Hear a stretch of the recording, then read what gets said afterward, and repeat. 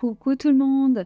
Une vidéo pour les énergies de la rentrée pour contribuer à essayer de redonner le boost et le moral aux troupes.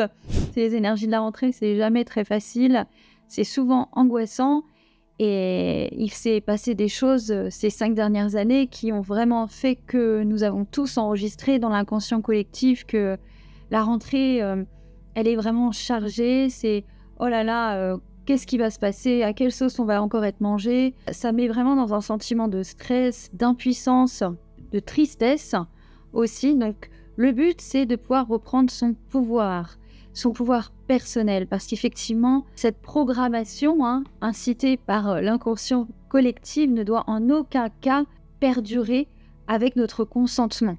C'est pas à quelle sauce on va être mangé, c'est plutôt comment j'ai envie de vivre, à quel endroit j'ai envie de poser mon énergie, qu'est-ce qui me nourrit, qu'est-ce que je peux me permettre aussi énergétiquement, parce qu'il y a beaucoup de choses qui sont énergivores et qui vont devoir être abandonnées.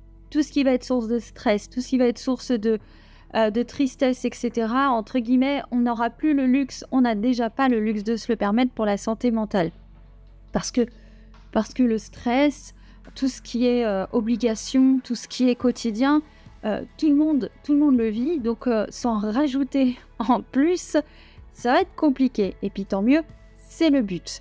Donc le but n'est pas d'accepter une programmation négative, le but est vraiment de recentrer son énergie sur la protection et de s'économiser. Une petite technique pour observer ce phénomène d'économie. On est plutôt nombreux à l'avoir remarqué, que sur les routes, la conduite n'est pas la même. Il y a beaucoup d'incivilité, d'imprudence, d'agressivité. Donc c'est un constat qui est un peu, en tout cas, global dans les pays francophones, parce qu'on a parlé avec des clients aussi qui viennent, par exemple de Belgique, de Suisse, etc.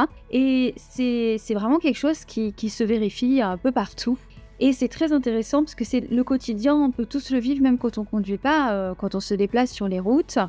Donc, qu'est-ce qui se passe à ce moment-là quand on voit beaucoup d'agressivité, quand on voit des comportements qui vont nous heurter et nous mettre en danger? Forcément, à ce moment-là, on va s'énerver très fort, on peut être dans la colère, dans l'insulte, être en réaction, dans la peur. Donc, ça va générer beaucoup d'énergie. Il faut savoir que les gens qui vont agir de cette manière-là, en toute impunité, sont dans une énergie qui est déjà, entre guillemets, chaotique et aux abois.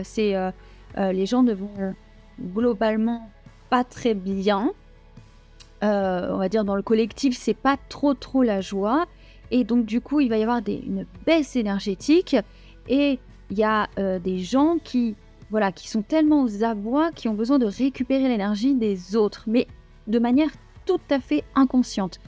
Et en fait le but de chaque être humain, c'est de pouvoir effectivement se connecter aux énergies divines, à son propre alignement, pour ne pas être dans le piège énergétique, mais être dans l'échange énergétique pour faire monter la vibration.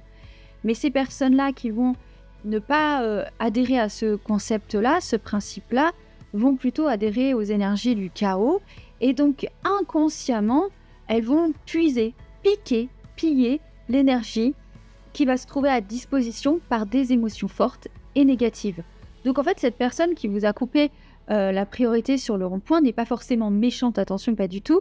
Elle est dirigée inconsciemment par un besoin énergétique, ainsi que peut-être potentiellement des énergies lourdes qui sont sur elle, qui se nourrissent aussi de ça. Et c'est à nous d'avoir cette responsabilité-là d'éviter de faire ce transfert-là. Parce qu'à chaque fois qu'on fait, on va dire qu'on se connecte les uns aux autres par une intention, une pensée, une parole, il y a des liens invisibles qui se font et qui nous connectent les uns aux autres. Donc quand c'est dans le bon sens, quand c'est pour des belles paroles, des belles pensées, c'est merveilleux parce que ça protège. Mais quand c'est pour des mauvaises, ça attaque. Donc du coup, ça attaque et ça transfère. Donc pour éviter ce transfert-là, le mieux, c'est vraiment de pouvoir à fond utiliser les 4 accords Toltec pour rien prendre personnellement et essayer de se détacher un maximum de l'incivilité, même si c'est très agaçant. De pouvoir un peu prendre du recul pour économiser son énergie à ce moment-là. Voilà, ça c'est un détail, un exemple de ce qui peut être le transfert énergétique, le piège énergétique, la fatigue, après qui peut découler si vous vous sentez dans le pillage, ça découle après sur la fatigue, la tristesse, le sentiment de découragement, etc. Donc être maître de son énergie, c'est aussi pouvoir aller dans tout ce qui va être ressourçant. Les obligations, comme on disait tout à l'heure, sont bien assez nombreuses, les obligations et les contraintes logistiques. Donc tout ce qui peut vous ressourcer, allez-y. Tout ce qui va être énergivore, même si c'est au niveau des informations que vous avez envie d'être au courant, mais vous sentez que ça vous démoralise, coupez, coupez, coupez. Alors, je parle même pas des mainstream, je parle si vous regardez des gens qui peuvent vraiment parler d'informations sans désinformation, ça peut déprimer aussi. Donc, si ça vous déprime, coupez, c'est pas grave, le monde ne s'arrêtera pas de tourner parce que vous n'êtes pas au courant à ce moment-là.